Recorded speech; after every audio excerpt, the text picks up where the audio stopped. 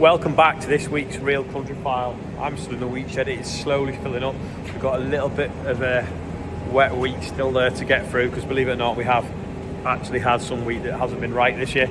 Anyway, thank you to the sponsor this week, Zotis. I've got to write it in the dust over there. They make a product called Protivity, I think you pronounce it. And it is, in fact, let me just check that. Yes, it is called Protivity. I did get it right, and it's used to stop respiratory problems. I can't even say it. Respiratory problems with calves, pneumonia and such like, and it's a great use rather than antibiotics. Now, coming up this week, we talk about the Farming Longer and Stronger initiative, and Stephen also visits a field nurse. For that, let's head over to Stephen, who's looking at a tractor restoration project. This week on the Real Country File, I'll give a bit of a clue. We've come along to meet a man with so many cups at the Great Eccleston Show that we thought we'd find out just exactly what he's doing in the world of Massey Ferguson restoration. Well, Trevor, the last time we saw you was in the Great Eccleston Show ring. In fact, you had your arm round Sammy TV, I remember, because she just kept giving you all the cups. You had a bit of a clean sweep, didn't you? I did really, yeah. I didn't know her name actually. She just kept giving me these cups. I couldn't get back to the line of tractors. It was just one after the other sort of thing. So you did very well. Which was very surprising to me, really. And what did you take along that day to? The 575 four-wheel drive. We stood outside the 590 four-wheel drive, but I do have a 575 four-wheel drive, and that was the one that was at the show. You've a bit of a collection, haven't you? Mm. Can you remember all of them that you've got? Oh yeah. Well, yeah. what have we got then each shed? We've got 8 of them. Yeah. We've got 5 two-wheel drives and 3 four-wheel drives. The two-wheel drives are 550, 565, 575, 590 and 595. And the four-wheel drives are the 575, 590 and 595. All the red cab two-door. All the red cab. And I noticed that back at shed, some are a bit dinky, some smallish looking stuff. Oh yeah. They're interesting. They're American actually. The MF10s and 12s. They're an American tractor. I bought them for a bloke that was imported them in from America in a container. Wanted to fill his container up, and he brought 3 of these over. Just little garden tractors. Yeah, they are. Yeah, they have mowers underneath and rotavators and things you can get from all sorts of attachments. I've not seen them before. They look. Yeah, well, they look like little 135s really. Yeah. But I'll get round to them one day. So out to your fleet, like, which is your favourite? Would you say? Yeah, I would say the 590 with a loader on the two-wheel drive one that you've just been moving bales with. The one that you've been driving around, shifting bales. Yeah. And in terms of your love of Massey Ferguson, the Reds, where did this all start, Trevor? Where does it all start? Probably Massey College, I would say. A lad of 12, a 590 two-wheel drive came onto the farm, which we thought was revolutionary for us, from a flexi-cab 165 to a 590 with like the heater and power steering. And what year would that be? I mean, in 1976. And a heater. A heater. I can imagine. Heater and a wiper. Yeah. Comfy seat and yeah. And the love started there at Mayeska. It's been in me, I suppose. Yeah.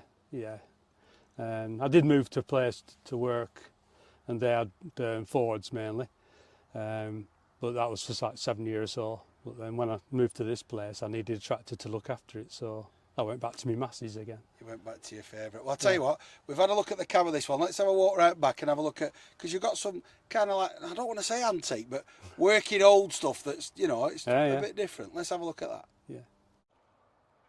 So what have we got here then, Trevor? This is a 590 four-wheel drive, and it's attached to this.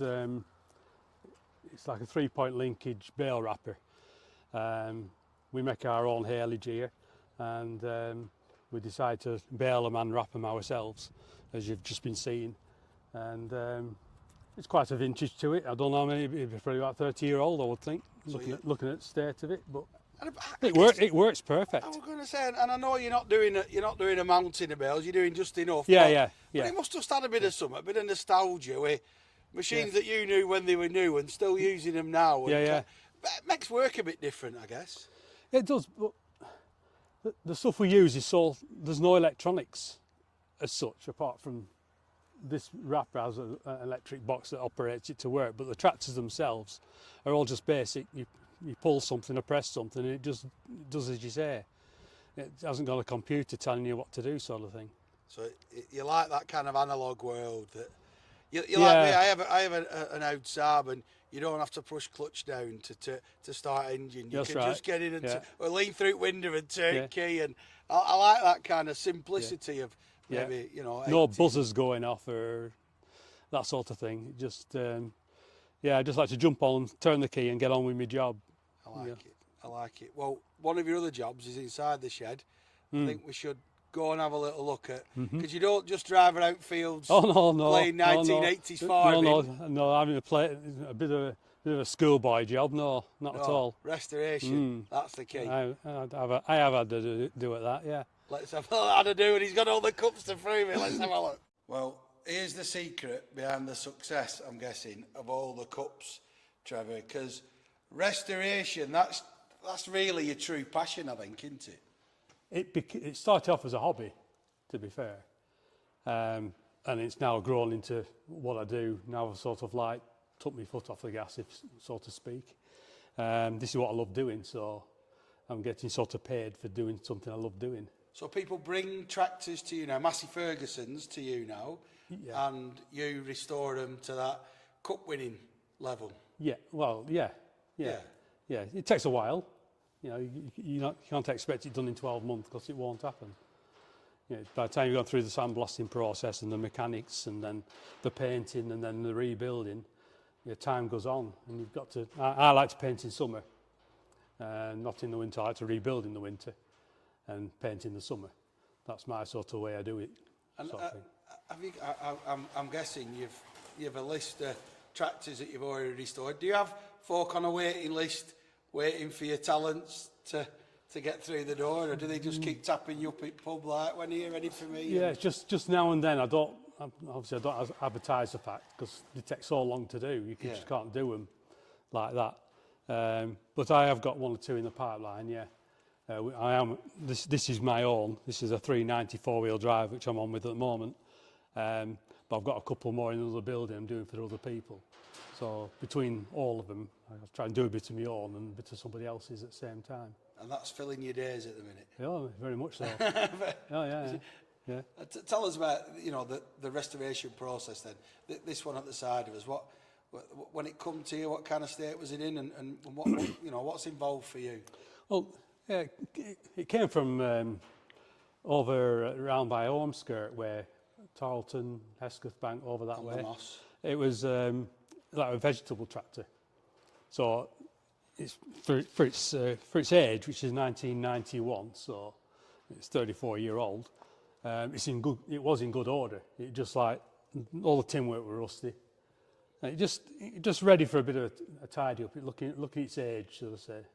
So does that involve in terms of how much did the engine come off? Is it a strip down? Is it? Actually, this one it's so good mechanically. I haven't done a great deal to it mechanically. Right, okay. There's been a bit of welding I've been doing on it, and a few bits of odds and sods on it, but nothing like what I do say when that came, which was just a wreck. Was that the actual bonnet was holding the cab on when that come? That was so bad. Yeah, there were lumps of plate on the floor loosely. If you took them out, you would have put your feet through the floor. It was so bad was that you wouldn't believe it. So that was a full job. That took a bit of time. Did that? So tell me a little bit about this. I think this is my favourite in your fleet. This 595 here. This. Yeah. Just sits so well. Looks a bonny tractor. Even now, how old's this? That's on a V. That's on an late 1980. That came from down Essex way. But all one side of the cab was all rotten for some reason. This side was okay, but the other side was all rotten. So I've had to rebuild all that side up, part of the roof, all the door, the wing, everything had to be built up. Yeah. Can you put a price on it? I don't look at it like that. No. No, I like to just come in and I'd rather look at them than look at money in bank, so to speak. Because you get bored of looking at figures in the bank all the time, don't you? But looking at something that, you know what I mean? Yeah, that's real. It's nicer to look at that, isn't it? That's real. And how many hours did that take you To do that? Oh, good God. It needed engine, hydraulics, everything. I don't know. I wouldn't be able to put a figure on it. It'd probably be about 250, 300 hours, something like that, to do it.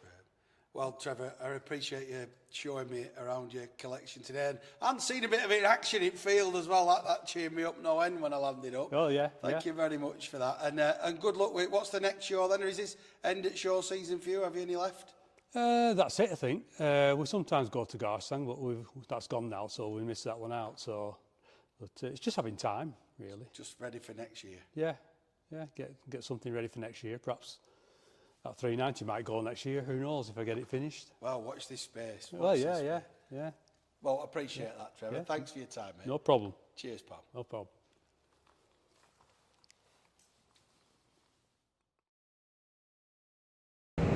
Certainly a lot of hours work and dedication gone into that tractor. Now, if you have got any machinery that you want to buy and sell, don't forget to check out the Farm Mart buy and sell page. I think that it's on below this video. Get your stuff on there, or if there's anything you want to buy, also check that out. Now, Stephen also visits a field nurse. Well, we've come along to the Royal Lancashire Show, and I thought, let's just get blood pressure checked to see what crack is, because who knows? Who knows? So, Ellen, thank you for that. I'm all right, really. You're all right.